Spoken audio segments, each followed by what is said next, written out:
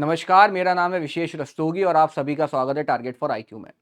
देखिए, आपने बचपन में कहानी सुनी होगी कौन सी वाली। एक प्यासा कौवा होता है ना, क्रो होता है एक कौवा, और उसे प्यास लगी होती है। तो वो क्या करता है, वो एक मटका होता है, मटके में पानी कम होता है, तो वो कौवा क्या करता है, छोटे छोटे पत्थर उठा के उसमें डाल देता है, फिर पानी ऊपर आ जाता है, कौवा पी लेता है। अब ये कहानी तो भैया बहुत पुरानी हो गई, आप बड़े हो गए तो कहानी भी तो बड़ी होनी चाहिए ना, थोड़ी नई। तो पहले कहानी से शुरुआत करते हैं आज के सेशन की, ठीक है। देखिए होता क्या है, एक व्यक्ति था जिसे पानी की बड़ी प्यास लगी थी, जैसे हमारे वो मैन वर्सेस वाइल्ड में बियर गिल्स है ना, बिल्कुल उन्हें मान लीजिए। अब पानी की बड़ी प्यास लगी थी तो वो क्या कर रहे थे, एक उनके पास फावड़ा था, वो एक जगह जाते, दो तीन फावड़े मारते, पानी निकला तो ठीक है, वरना आगे बढ़ जाते, फिर दो तीन जगह फावड़े मारे इन्होंने, फिर आगे बढ़ गए। ऐसे करते करते पता चला जितना वो सरफेस था वो सब खोद खाद के सब बराबर कर दिया, लेकिन पानी कहीं नहीं मिला। अब एक वहीं पे अंकल बैठे थे दूर, एक चचा बैठे थे, कालीन भैया बैठे थे वहां पे दूर। बोले बेटा इधर आओ, बहुत देर से मैं तुम्हें देख रहा हूँ, दो तीन फावड़े मारते हो फिर आगे बढ़ जाते हो, क्या करना चाह रहे हो। बोला पानी की तलाश में हूं मैं। बोले अच्छा बेटा, अगर तुमने थोड़ा सा दिमाग लगाया होता और एक ही जगह इतने वार किए होते तो हो सकता है तुम्हें अभी तक पानी मिल गया होता, एकदम ठंडा ठंडा कूल कूल। वैसी गर्मी हो रही है आजकल। हाँ, कहानी का सारांश क्या है, क्या समझे इस बात से।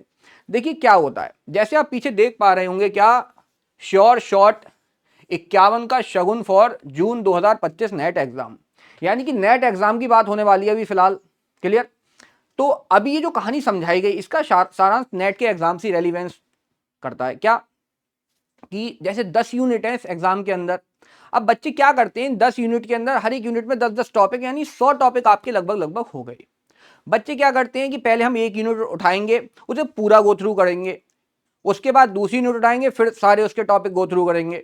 तो 100 के 100 टॉपिक उन्हें निपटाने हैं, और उन्हें ये भी नहीं पता है कि 100 टॉपिक तो बस लिखे हुए हैं, उसके अंदर कितने सब टॉपिक हैं। तो आप बिल्कुल उसी किसकी तरह, वो पानी की प्यास जैसे थी जिस व्यक्ति को, आप बिल्कुल वही वाला काम कर रहे हैं इस समय, ठीक है। और ऐसे कभी भी नेट नहीं होगा किसी कीमत पर। आपको क्या करना है, आपको कुछ सिलेक्टिव जगह चुननी है और वहीं पे अपना वो फावड़ा चलाना है बार बार, जिससे कि पानी आपको नसीब हो जाए, ठीक है। तो मैं आज आपको बताने वाला हूं कि आपको कहां मेहनत करनी है, एक ऐसी मेहनत जो आपको सफलता तक पहुंचाए, ना कि गुमराह करे। गुमराह करने वाले बेटा जिंदगी में बहुत मिलेंगे आपको। और एक बात को मेरी याद रखना, जीवन में आपको क्या करना है, जो व्यक्ति बता रहा है वो तो अच्छा है, लेकिन उससे भी बेहतर व्यक्ति वो है जो आपको ये बताए कि क्या नहीं करना है जीवन में। नहीं करने वाला कोई नहीं बताता, सब बताएंगे ये कर लो वो कर लो, ठीक है। तो स्टार्ट करते हैं आज का सेशन। देखिए अब आप समझ ही गए होंगे कि बात किसकी चल रही है, तो सीधे बात चलते हैं। देखिए जून साइकिल का जो एग्जाम होने वाला है, मैं उसकी बात करने आज आया हूं आपके समक्ष, ठीक है। देखिए पहला हमारा सब्जेक्ट, तो पहली यूनिट पढ़ती है ज्यूरिस्प्रूडेंस की, यानी विधि शास्त्र की। इसमें देखिए कितने टॉपिक हैं, 1 2 3 4 5, ये 5 टॉपिक आपको गो थ्रू करने हैं केवल। हर एक एग्जाम में इन 5 टॉपिक से क्वेश्चन आते हैं, कम से कम 7 से 8 क्वेश्चन इन 5 टॉपिक से आपको मिल जाएंगे। अब पढ़ना कैसे है, देखिए जब भी हम तैयारी करते हैं, एक कोई अवध ओझा सर की एक वीडियो थी मैंने देखी थी, उसमें क्या बताया था, कह रहे उनकी एक स्टूडेंट है, कोई सुरभि शायद नाम था उनका।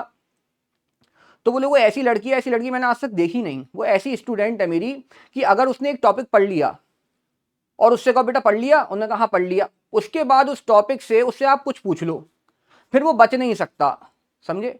तो आपको बिल्कुल इसी मेंटेलिटी के साथ इन टॉपिक्स को पढ़ना है कि आपने जब एक बार पढ़ लिया, आपने कहा आई एम डन, तो फिर कुछ बचे नहीं इन टॉपिक से, ठीक है। तो ये 5 टॉपिक है। सबसे पहली बात डेफिनेशन सोर्स, गारंटी से क्वेश्चन आने हैं, कम से कम 1 से लेकर 2 क्वेश्चन यहां से आपको मिलने वाले हैं। स्कूल से आपको 2 क्वेश्चन गारंटी से मिलने वाले हैं कि कौन, स्कूल से एक क्वेश्चन क्रोनोलॉजी का हर कीमत पे मिलेगा कि भाई इनको जितने ज्यूरिस्ट हैं ये किस स्कूल से हैं, इनको लगा दो, या ज्यूरिस्ट का वो लगा दीजिए क्रोनोलॉजी, ठीक है। उसके बाद राइट एंड ड्यूटी से एक हॉफील्ड की थ्योरी है, ठीक है। ये कम से कम अगर 10 बार नेट का एग्जाम हो रहा है तो 10 में से कम 7 बार में ये आएगा, ठीक है, 7 एग्जाम में पूछा जाएगा। फिर लीगल पर्सनैलिटी क्या होती है, इस पे डेफिनेशन अलग अलग ज्यूरिस्ट की, सही है। उसके बाद आपका property ownership possession, immediate mediate possession, ये सारे पोजेशन पेपर में पूछता है, बार बार पूछता है। तो ये 5 टॉपिक आपको यहां से कर लेने। देखिए मैं आपको टोटल 51 टॉपिक बताने जा रहा हूं जहां से आपका नेट का एग्जाम आएगा, और इस 51 टॉपिक में से 90% पेपर आपको मिलेगा नेट में, गारंटी से, अगर आप इसको उसी मेंटेलिटी से कर लेंगे जो मैं बता रहा हूं आपको, ठीक है। इसके बाद नेक्स्ट यूनिट क्या है आपकी, नेक्स्ट यूनिट है आपकी कॉन्स्टिट्यूशन एंड एडमिनिस्ट्रेटिव लॉ की। इसमें क्या करना है, सबसे पहले प्रियम्बल, फंडामेंटल राइट, डीपीएसपी, इन तीनों को सबसे पहले तो आर्टिकल मेमोराइज कर लीजिए। ऊपर केवल इंडेक्स बेस्ड आर्टिकल मेमोराइज कर लीजिए। उसके बाद फंडामेंटल राइट को अंदर डिटेल में पढ़ना है। प्रीएम्बल के जितने केस लॉ हैं, फंडामेंटल राइट के ज्यादा केस की तरफ मत जाना, प्रीएम्बल के सारे केस याद कर लेना, ठीक है। डीपीएसपी के सारे केस, किस केस में क्या बोला था कि डीपीएसपी ओवरलैप कर सकते हैं फंडामेंटल राइट पर या कौन अभिभावी होगा, उनके सारे केस मेमोराइज कर लेने। इसके बाद जुडिशरी में कहां जाएंगे, देखिए आजकल पेपर में सुप्रीम कोर्ट की जगह हाई कोर्ट और डिस्ट्रिक्ट कोर्ट से ज्यादा पूछे जा रहे हैं एमसीक्यू, तो उनको थोड़ा ज्यादा ध्यान देना है। रिट्स से आपका क्वेश्चन मिलना तय है। इमरजेंसी और अमेंडमेंट से 2 क्वेश्चन आने तय है, किसी कीमत पे कहीं नहीं गए। इसके बाद इलेक्शन कमीशन, इलेक्शन कमीशन पे कैसे आता है क्वेश्चन, या तो पूछ लेते हैं एज को कब बढ़ाया गया, ठीक है, या आपसे केस लॉ पूछ लेगा, 4 केस दे देगा, या तो उनकी क्रोनोलॉजी लगवाएगा या पूछेगा बताओ इलेक्शन कमीशन से रिलेटेड कौन सा नहीं है। फिर जुडिशियल रिव्यू के बारे में, एडमिनिस्ट्रेटिव एक्शन, इसके ग्राउंड क्या होंगे, ग्राउंड क्या नहीं होंगे, इससे एक क्वेश्चन आना आपका तय है। क्लियर, तो 5 टॉपिक ये हो गए। इसके बाद अगली यूनिट है हमारे पास, third unit, public international law and HIL। इसमें सबसे पहले पब्लिक इंटरनेशनल लॉ के सोर्सेज क्या क्या हैं, ये सोर्सेज आपसे पेपर में पूछेगा, हर कीमत पे पूछेगा। ट्रीटीज, कस्टम्स क्या होती हैं। फिर रिकॉग्निशन से, देखो इस यूनिट से आपको केस लॉ बहुत अच्छे से तैयार करने हैं। लगभग मैं आपको, हमारा जो टारगेट फॉर IQ का बैच चल रहा है, इसमें लगभग मैं आपको 30 से 40 केस दूंगा, और उन 30 से 40 केस के बाहर कोई भी केस आपसे नहीं पूछा जाएगा इस एग्जाम के अंदर, ठीक है। तो सोर्सेज हो गए, उसके बाद रिकॉग्निशन हो गई, नेशनैलिटी हो गई, एक्स्ट्राडिशन, असाइलम हो गया आपका, ठीक है। उसके बाद देखिए UN चार्टर, UN उसके ऑर्गन, सही है। इसके बाद आपका इंटरनेशनल डिस्प्यूट का सेटलमेंट, पैसिफिक, और आपका क्या शांतिपूर्ण जो है ना, कौन से तरीके हैं, ये सारे तरीके आपसे पूछता है। WTO से क्वेश्चन आना तय है आपका, WTO का कॉन्स्टिट्यूशन कब हुआ, ठीक है, कब इसका नेम चेंज करा गया, कौन कौन इसके मेंबर हैं, लास्ट मेंबर कौन है, ये सारे क्वेश्चन यहां से आने थे। एक क्वेश्चन तो WTO से कंफर्म मान के चलो। तो कितने हो गए, 5 टॉपिक ये हो गए आपके। इसके बाद अगली यूनिट है आपकी लॉ ऑफ क्राइम की। देखिए मैंने पहले भी आपसे कहा है, लॉ ऑफ क्राइम की यूनिट अगर आप स्किप भी कर देंगे तो कोई बड़ी आफत नहीं आ रही। क्यों, क्योंकि मैं आपको लगभग एक 5-7 पेजेस की PDF दूंगा, PDF के नोट्स दूंगा, उसमें कुछ केस लॉ होंगे, बस वो पढ़ने हैं, और पूरी यूनिट में कुछ नहीं पढ़ना है। इसके अंदर आता कहां से है, एक्टर सीरियस मैन सीरिया के केस आते हैं। उसके बाद क्राइम की स्टेजेस कौन से, इनको हेट ऑफेंस होते हैं, आपने सुनी है, ठीक है, अबेटमेंट, कॉन्स्पिरेसी, फिर theories and kinds of punishment, यहां से क्वेश्चन आता है। इसके बाद वुमेन एंड चिल्ड्रन के अगेंस्ट ऑफेंस कौन कौन से होते हैं, एसिड अटैक हो गया, सेक्सुअल हैरासमेंट हो गया, स्टॉकिंग हो गया, अब तो डाउरी डेथ भी, क्या बोलते हैं, डाउरी की भी डेफिनेशन, क्रूएलिटी, ये सब कहां कहां दिया गया है आपसे पूछ लेगा, ठीक है। फिर आता है offences against human body and property, इसके जनरल क्वेश्चन पूछता है आपसे, ज्यादा डिटेल में क्वेश्चन नहीं पूछेगा, केवल ऊपर से पूछ लेगा सेक्शन नंबर आपसे, अगर पूछा भी तो, ठीक है। इसके बाद लॉ ऑफ टॉर्ट्स की बात आती है। तो लॉ ऑफ टॉर्ट्स में सबसे पहले जनरल डिफेंस आपसे पूछने वाले हैं, ठीक है। जनरल डिफेंस पूछ लेंगे, क्या, नेग्लिजेंस, न्यूसेंस, ट्रेसपास, डिफामेशन। इसमें भी जैसे मैंने आपको भी बताया कि इंटरनेशनल लॉ में मैं आपको केस दूंगा, यहाँ पे भी सिर्फ और सिर्फ केस के बेसिस पे पूरा पेपर आता है, ठीक है। लगभग टॉर्ट्स के लगभग 40 करीब केस आपको मैं बता दूंगा, वो भी क्रोनोलॉजी से, और उनकी क्रोनोलॉजी लगा के उन्हें याद कर लेना है आपको, और टॉपिक वाइज याद कर लेना, और आपका काम खत्म, ठीक है। जनरल डिफेंस करनी है, रिमोटनेस ऑफ डैमेज से क्वेश्चन आता है आपका। इसके बाद स्ट्रिक्ट लायबिलिटी, एब्सोल्यूट लायबिलिटी से। इसके बाद कंज्यूमर प्रोटेक्शन एक्ट, हाँ जी, इस एक्ट से क्या क्वेश्चन कैसे आएगा, तो इस एक्ट से डायरेक्ट क्वेश्चन आता है आपका डेफिनेशन क्लॉज से, क्लियर। इसके बाद कंपटीशन एक्ट, एक क्वेश्चन यहां से आना आपका तय है, ठीक है, इसका भी डेफिनेशन क्लॉज आपको अच्छे से गो थ्रू करना है। तो 5 टॉपिक ये हो गए आपके। इसके बाद लॉ ऑफ टॉर्ट्स, एक सेकंड, हाँ जी, अच्छा ये एक्स्ट्रा हो गई है, कोई बात नहीं। इसके बाद अगली यूनिट है आपकी commercial law unit. Commercial law unit के अंदर क्या है, देखिए कमर्शियल लॉ में सबसे पहले आपको एलिमेंट ऑफ कॉन्ट्रैक्ट पढ़ने हैं, ठीक है। अच्छा, इसके साथ साथ ई कॉन्ट्रैक्ट भी आपको गो थ्रू करना है, ब्रीच कैसे होती है कॉन्ट्रैक्ट की, और फ्रस्ट्रेशन, ये दोनों टॉपिक से क्वेश्चन आता है, ठीक है। और उधर आपका सेक्शन 73, 74, 75, ये मोस्ट इंपॉर्टेंट है नेट के लिए, यहां से कई बार क्वेश्चन आए हैं, छोड़ना मत। स्पेसिफिक कॉन्ट्रैक्ट क्या होती है, बेलमेंट, इंडेमनिटी, इनको ज्यादा डिटेल में पढ़ने की आवश्यकता नहीं है, ऊपर से पढ़ लीजिए। हाँ, कि भाई जो जैसे गारंटी है, गारंटी में प्रतिफल की कंसिडरेशन की आवश्यकता नहीं होती है, एजेंसी कौन से सेक्शन में है, सब एजेंट कौन से सेक्शन में है, ठीक है, प्लेज कौन से सेक्शन के अंदर है। अच्छा टर्मिनेशन कैसे हो सकता है, गारंटी का, कंटिन्यूइंग गारंटी का, ये सारे सेक्शन में इंडेक्स बेस आपको एक बार देखने, बात खत्म यहीं पर। Partnership and limited liability, partnership से क्वेश्चन आएगा। पार्टनरशिप एक्ट, इसके डेफिनेशन क्लॉज आपको गो थ्रू करने हैं, क्लियर। एक डेफिनेशन बस इंपॉर्टेंट है इसके अंदर एक थर्ड पार्टी की, और बाकी मोटे मोटे प्रोविजन जो आपको पढ़ाए जाएंगे ये तो मैंने पढ़ा दिया है, ठीक है।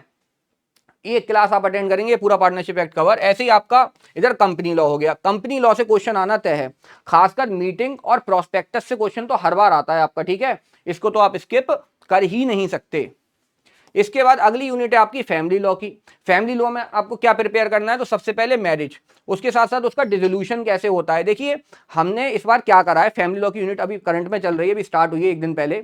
हमने इस बार ये डिसाइड करा है कि जैसे फैमिली लॉ लोग क्या करते थे, पहले हिंदू लॉ अलग पढ़ लिया, फिर मुस्लिम लॉ अलग पढ़ लिया, फिर उसके बाद इधर के टॉपिक इधर जा रहे हैं, इधर के इधर जा रहे हैं, सब बिखरा हुआ मामला है। नहीं, हमारे साथ रहोगे तो ऐसा नहीं होगा। हमारे साथ रहोगे तो क्या होगा, हमने हिंदू लॉ और मुस्लिम लॉ इधर लिखा हुआ है, उनका बेसिस क्या है, इधर हिंदू लॉ और इधर मुस्लिम लॉ, सबको एक साथ कवर करा है कंपैरेटिवली। क्या कंपेयर करते हुए हिंदू लॉ और मुस्लिम लॉ की मैरिज यहां पे कैसे होती है, यहां कैसे होती है। अच्छा ब्रीच ऑफ कंडीशन होगा तो इन दोनों में क्या कॉन्सिक्वेंस होंगे, क्लियर। अब चाहे वो तलाक का टॉपिक हो, चाहे आपका वो शादी का टॉपिक हो, चाहे वो मेंटेनेंस का हो, चाहे वो गार्जियनशिप का हो, किसी भी चीज का हो, सब कंपैरेटिव स्टडी से पढ़ा है हमने, क्लियर। अगर स्कूल्स हैं तो दोनों में स्कूल है, इधर दाया भाग शाखा हो गई आपकी और मिताक्षरा हो गई, इधर सिया और सुन्नी हो गए, क्लियर। अच्छा हिंदू कौन होगा इधर, इधर मुस्लिम कौन होगा, तो सबको एक साथ कंपैरिजन करते हुए हमने पढ़ाया है आपको, ठीक है। अभी स्टार्ट हुई है कल यूनिट। तो मैरिज डिसोल्यूशन, फिर मैट्रिमोनियल रेमेडीज क्या होती हैं, डाइवोर्स की थ्योरीज क्या क्या है, यहां से क्वेश्चन आता है, सीधे पूछेगा बताओ भैया हिंदू मैरिज एक्ट के सेक्शन 13(1)(a) कौन सी थ्योरी बताता है। 4 थ्योरी दे देगा, पूछेगा कौन सी थ्योरी एचएमए के अंदर नहीं है आपकी। फिर मेंटेनेंस के बारे में, फिर आपका स्त्री धन डावरी इसी के अंदर आ जाता है, फिर एडॉप्शन, गार्जियनशिप, एक्नॉलेजमेंट, उसके बाद विल, गिफ्ट एंड वक्फ। ये कुछ टॉपिक आपको गो थ्रू करने और आपको यहां से पेपर पूरा हो जाने वाला है, क्लियर। अब नेक्स्ट यूनिट है एनवायरनमेंट एंड ह्यूमन राइट की। यहां पे क्या क्या आता है, देखिए यहां पे भी 5 टॉपिक कौन कौन से। सबसे पहले एनवायरनमेंटल लॉस की यूएन कॉन्फ्रेंसेस, कौन कौन सी यूएन कॉन्फ्रेंसेस हैं, वो 5-6 कॉन्फ्रेंस है इंपॉर्टेंट, वो आपको पढ़ाई जाएंगी। इसके बाद लीगल फ्रेमवर्क क्या है इंडिया के अंदर एनवायरनमेंट को लेकर, एनवायरनमेंट को लेकर आपके कॉन्स्टिट्यूशन में कौन कौन से क्या हैं प्रोविजंस दिए गए हैं, कौन कौन से एक्ट हैं। अच्छा एक्ट हैं तो उनके डेफिनेशन क्लॉज आपको अच्छे से पढ़ने हैं, क्लियर। जैसे फॉरेस्ट एक्ट से इस बार क्वेश्चन बहुत पूछ रहा है 2-3 बार से, तो ये सब आपको गो थ्रू करना है। इसके बाद ह्यूमन राइट की बात करी जाए तो कौन कौन से ह्यूमन राइट होते हैं, चाहे किसके कॉन्स्टिट्यूशन के अंदर हो, ठीक है। ह्यूमन राइट कमीशन के बारे में पूछेंगे, फिर इंटरनेशनल बिल ऑफ राइट के बारे में आपसे पूछा जाएगा, क्लियर। इसके बाद अगला है protection of enforcement of human right in India, national human right commission, national commission for minorities. ये सारे कमीशन माइनॉरिटीज का, SC ST, ठीक है, BC, ये सारे कमीशन, इनके कॉन्स्टिट्यूशन आपको याद करने। एक कंपैरेटिव चार्ट बनाया गया है हमारे द्वारा, जिस एक ही चार्ट के अंदर आपके सारे कमीशन क्या डिस्टिंक्ट दे दिए गए हैं, उसमें क्या क्या डिफरेंसेस हैं वो मेंशन करके, एक बार बस चार्ट देखो और वहीं पे काम खत्म पूरा। इसके बाद ग्रुप राइट्स, वुमेन के क्या राइट होते हैं भारत के अंदर, किस किस लॉ के अंदर, चिल्ड्रन के क्या राइट्स होंगे, पर्सन विद डिसेबिलिटी के क्या होते हैं, एल्डरली पर्सन के क्या होते हैं, माइनॉरिटी वीकर सेक्शन के क्या क्या राइट होते हैं, ठीक है। एक ये 5-6 टॉपिक आपको करने हैं। कहां से, एनवायरनमेंट। देखिए यहाँ पे 6 इसलिए रह गए क्योंकि एनवायरनमेंट से पेपर काफी डिटेल्ड आता है, ठीक है। इसके बाद आपकी लास्ट क्या आ गई, इंटेलेक्चुअल प्रॉपर्टी राइट वाली IPR वाली यूनिट आ गई। देखो इसमें क्या करना है, सबसे पहले कन्वेंशन, इसकी जितनी कन्वेंशन हुई है IPR के ऊपर, क्रोनोलॉजी से पकड़ के एकदम ट्रिप्स वगैरह सब एक लाइन से आपको लिख लेनी है, और कौन सी किससे रिलेट करनी है। इसका मैंने एक वो भी बनाया है, क्या बोलते हैं वो, क्या था हमारा एक सेशन चलाया था हमने 2 नंबर का काम, उस पर कई वीडियो डली हुई है नेट के ऐसे टॉपिक की जो हर बार पेपर में पूछे जाते हैं, तो इसकी भी एक वीडियो मैंने डाल रखी है वहाँ पे। कुछ 8-10-10-12 वीडियो पड़ी हुई है हमारी इस टारगेट फॉर IQ चैनल पर जो मैंने बनाई है 2 नंबर के काम नाम से। उसमें आपको वो टॉपिक्स मिल जाएंगे जो हर बार नेट के पेपर में आने तय हैं, और मैंने ट्रिक से आपको याद करना है। 30 सेकंड के अंदर याद करें, 30 सेकंड के अंदर लिखने में टाइम जरूर लगा होगा, लेकिन याद 30 सेकंड में होंगे, इस बात की गारंटी है स्टाम्प पेपर पर लिखकर, ठीक है। इसके बाद क्या कह रहा है, कॉपीराइट, पेटेंट, ट्रेडमार्क, ये जितने एक्ट हैं इन सारे एक्ट के आपको डेफिनेशन क्लॉज देखने हैं, और मेजर जो सेक्शन है बहुत से बहुत, हर एक एक्ट में से आपको 5-7 सेक्शन निकलेंगे, वो आपको देख लेने कि किस सेक्शन के अंदर क्या दिया है, ठीक है। इसके बाद इंफॉर्मेशन टेक्नोलॉजी, यहां से क्वेश्चन आना तय है, हर कीमत पर कोई रोक नहीं सकता। ठीक है, डिजिटल सिग्नेचर, इलेक्ट्रॉनिक सिग्नेचर किस सेक्शन में है, डेफिनेशन कहाँ है, कैसे रेगुलेट होते हैं। तो 3 टॉपिक यहाँ पे बस, बात खत्म, यही सफिशियंट है। और लास्ट यूनिट हमारी क्या है, यह है कंपैरेटिव स्टडी की, है ना। देखिए कॉन्स्टिट्यूशन और ये कंपैरेटिव स्टडी वाली, ये दोनों यूनिट मिलकर कम से कम किसी भी नेट के एग्जाम में 18 से लेके 20 क्वेश्चन बनाते हैं। देखो पता चल गया कहाँ मेहनत करनी है, कहाँ फावड़ा चलाना है। सही है, हर जगह चलाते रहोगे तो पानी नसीब नहीं होगा, यानी कि रिजल्ट नहीं आएगा, इस जन्म में तो नहीं निकल पाएगा। ठीक है, पीएचडी भी नहीं हो पाएगी अगर आप इसी तरीके से काम करते रहेंगे आंख बंद करके। इसके बाद क्या कह रहा है, forms of government, presidential, parliamentary, unitary, federal government क्या होती है। फिर सेपरेशन ऑफ पावर, इंडिया में क्या हालात हैं इसके, यूके में, यूएसए में, फ्रांस में। फिर इंडिपेंडेंस ऑफ जुडिशरी से क्वेश्चन आता है, यहाँ से केस लॉ बेस्ड आते हैं क्वेश्चन। जुडिशियल एक्टिविज्म क्या है, ओरिजिन कहाँ से है, इंडिया, यूके, यूएसए। और ये हमारा लोकपाल, ओम्बड्समैन, ठीक है, हर बार आता है, हर बार। इसको तो भाई, और भाई साहब ये स्वीडन तो इसका इतना फेवरेट है, सबसे पहले यही ऑप्शन रख के देता है वहां पे। ठीक है, बिल्कुल मोस्ट फेवरेट, इसका एकदम चहीता, दिल के करीब है ये वाला टॉपिक। यूके, इंडिया में क्या हालात हैं और कौन कौन से एक्ट हैं इसके ऊपर, लोकपाल के ऊपर, भारत में लोकपाल एक्ट कब आया और अभी क्या हालात हैं उसके। ठीक है, इसके बाद system of constitutional review, review कैसे होता है अलग अलग कंट्री के अंदर कॉन्स्टिट्यूशन का। Open government rights, right to information का क्या है मामला, यूके में, इंडिया में हमारे आरटीआई एक्ट जैसे है। ठीक है, तो आपको समझ में आ गया, ये टोटल 51 आपके क्या हो गए, टॉप 51 टॉपिक्स जो आपको गो थ्रू करने हैं और 90% पेपर ले जाना है यहां से। अब देखिए लास्ट बात आज की, देखिए हमारा टारगेट फॉर आईक्यू एक बैच रन कर रहा है यूजीसी नेट के लिए। इस बैच की कुछ खासियतें क्या, सबसे पहले तो आपको लाइव क्लासेस दी जाती हैं। लाइव क्लासेस होती है डेली, वीक में 5 दिन लाइव क्लास होंगी। 6 डे जितना पढ़ाया गया उनके एमसीक्यू टेस्ट होंगे आपके। ठीक है, सबसे पहले लाइव क्लास, दूसरी चीज रिकॉर्डेड क्लास आपको मिलने वाली है, क्या, रिकॉर्डेड क्लासेस। क्लियर, इसके बाद 1 ईयर का कोर्स वैलिडिटी है, यानी कि जो भी क्लास होंगी वो रिकॉर्डेड रहेंगी और आपको एक्सेस रहेगा कितने टाइम तक, 1 साल तक। क्लियर, 1 साल तक। इसके बाद अगला बता रहा है detailed and structured PDF notes, आपको पूरे स्ट्रक्चरल नोट्स दिए जाते हैं मेरे द्वारा, आप कहेंगे तो मैं आपको दिखा भी दूंगा। इसके बाद वीकली टेस्ट होता है, हर हफ्ते टेस्ट होता है हमारा, अभी मैंने जैसे कि बताया सैटरडे को। इसके साथ साथ 10 मैराथन टेस्ट, यानी कि जैसा पेपर 100 क्वेश्चन का पेपर आपका सारी यूनिट्स को मिलाकर दिया जाता है नेट में, उसी तरीके से हम 10 मैराथन टेस्ट कराते हैं यहाँ पर आपके। देखिए पेपर की तिथि लगभग मैं मान रहा हूँ 10 जून के आसपास पेपर होने वाला है आपका, 10 से 20 जून के बीच। अभी भी आपके पास लगभग 2.5 से 3 महीने, अगर आप अभी से जग गए और काम करने लगे तब। ठीक है, इसके बाद बता रहा है डाउट सेशन भी आपको दिए जाते हैं। अच्छा, फीस क्या है हमारे इस कोर्स की, तो फीस है मात्र 4,999। और फिलहाल हमारा 1 अप्रैल तक एक डिस्काउंट ऑफर चल रहा है, 10% additional discount valid up to 1 April. Clear, तो जो बच्चे इस बैच को ज्वाइन करना चाहें वो बिना किसी देरी के, देखिए अगर आप सोते रहेंगे तो देखिए और भी लोग हैं, वो लोग सिलेक्शन ले जाएंगे इस बार, वो क्रैक कर लेंगे आपकी जगह, क्योंकि है तो वहां पे एक लिमिटेड ही नंबर, 5% और प्लस 1% जीआरएफ और नेट। क्लियर, बात समझ में आ गई। अब देखिए थोड़ा सा जो मैं कह रहा था आपको नोट्स दिखाने का, एक बार नोट्स दिखा देता हूं आपको। एक सेकंड,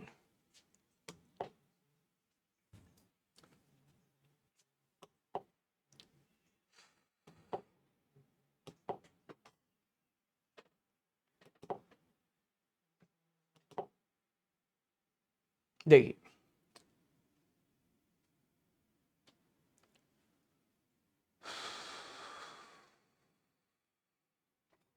देखिए जैसे ये सोर्सेस की बात अगर करी जा रही है तो सोर्सेस में आप देख पा रहे होंगे हिंदू लॉ और मुस्लिम लॉ, दोनों की कंपैरेटिव स्टडी चल रही है यहाँ पर। ठीक है, दोनों आप साथ साथ पढ़ेंगे, जिससे होगा क्या, टाइम आपका कम कंज्यूम होगा और तैयारी डबल होगी। ठीक है, देखिए सब टेबुलर नोट्स हैं आपके यहाँ पर। इसके बाद अगला टॉपिक क्या आया, स्कूल्स की बारी है। देखो स्कूल्स में आप यहाँ मिताक्षरा दाया भाग पढ़ते हैं, मुस्लिम लॉ में सुन्नी और शिया स्कूल के बारे में पढ़ रहे हैं। इनके देखिए टाइप आ गए, कहाँ कहाँ ये चलते हैं। ठीक है, अच्छा इनके बाइफर्केशन, इनके सब स्कूल्स हैं तो वो कौन कौन से हैं। ठीक है, बेसिस क्या है प्रॉपर्टी का, और इसमें डिफरेंस क्या है किस किस बेसिस पर। इसके बाद आपका आगे क्या दिखा रहा है, देखिए दाया भाग मिताक्षरा के अंदर आपको मिल गया बाइफर्केशन यहाँ पे। क्लियर, इसके बाद और आगे अगर आप देखेंगे तो देखिए हु इज हिंदू, बता रहे हैं कि हिंदू कौन होगा। देखिए आगे टेबल, रिलीजन के द्वारा बर्थ कन्वर्जन, कितने शॉर्ट नोट हैं ये।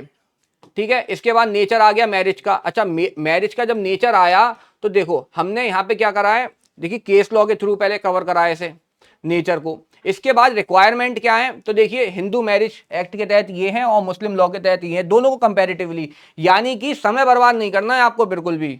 देखिए समय की सबसे ज्यादा कीमत है, समय निकल जाता है फिर आदमी पछताता रह जाता है। ठीक है, या तो समय रहते आप सुधर जाओ या समय आपको सुधार दे, तो बेहतर ऑप्शन ये है कि आप समय रहते सुधर जाएं। ठीक है, देखिए और आगे लीगल डिसेबिलिटी मुस्लिम मैरिज के अंदर, तो ये सारे बेसिकली कंपैरेटिव नोट्स हैं जो आपको प्रोवाइड किए जाने वाले हमारे द्वारा। तो जो भी स्टूडेंट इस बैच को ज्वाइन करना चाहें जल्दी से ज्वाइन कर लें, और सारी क्लासेस को रिकॉर्डेड भी हैं कुछ क्लासेस, और हमारा लाइव सेशन वहां पे चलते ही हैं, उसको कवर कर लें पूरे सिलेबस को और तैयार हो जाएं 10 जून के लिए। ठीक है, तो आपसे मुलाकात होती है बैच में, तब तक के लिए टेक केयर।